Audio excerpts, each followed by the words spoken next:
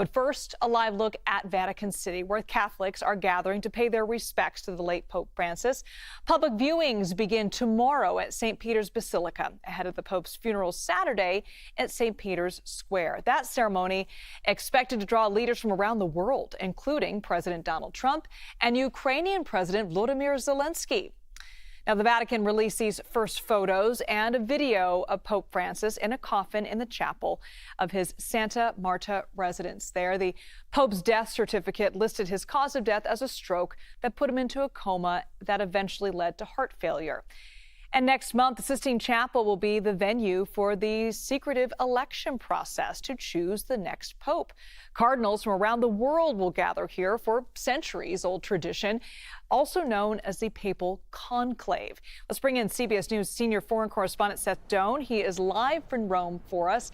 Seth, what more can you tell us about how the Vatican will mourn Pope Francis over the next few days? Well, there is quite a series of events, Liz, as you pointed out. Those pictures were released today of an earlier viewing that was for Vatican insiders, for family members of Francis, and also for clergy to pay their respects. Then the public will get their opportunity to do so starting tomorrow. His body will be brought to St. Peter's Basilica in a procession to St. Peter's Basilica, which is right behind me.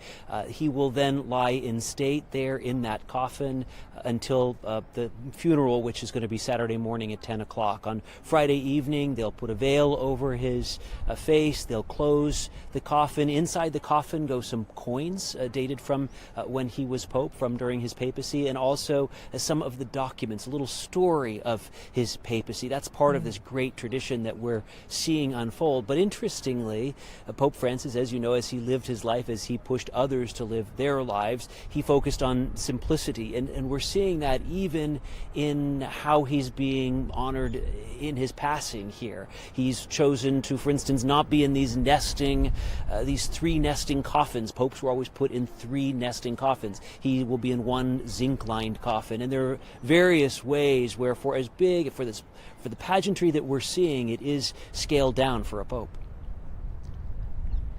And Seth, mourners have already been pouring into Vatican City to pay their respects to Pope Francis. What are we hearing from people? We've spent a lot of time in St. Peter's Square, which is just behind me in front of the church, which is really where, of course, pilgrims are coming. This is the middle of the Jubilee year, where Catholics are encouraged to come to Rome to pray, to walk through the Holy Door. Of course, it has even more significance now with the passing of the Pope. And what strikes me being down there with mourners is just how global this church is. You know, we so often see things through an American lens because that's our lens.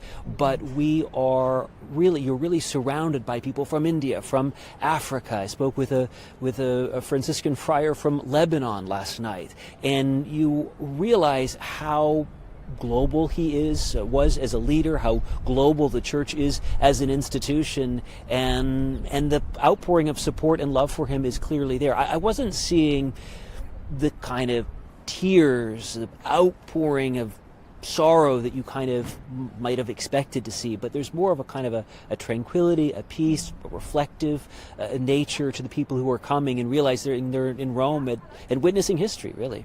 And so many are celebrating the legacy that he leaves behind. You know, looking forward to Conclave, it's very interesting to talk about sort of the ceremony and tradition that cloaks this very important ceremony for the Catholic Church.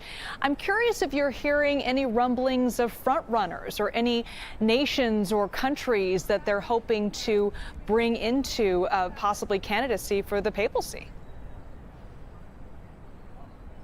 Well, as they say, the cardinals who go into the conclave as a pope come out as a cardinal, meaning those who are seen to be campaigning or thought to be the front runners often wind up not to be that. Of course, there are a number of front runners who are mentioned, some from different parts of the world. From Africa, there are two cardinals in the Philippines who are mentioned, still a number of Italians.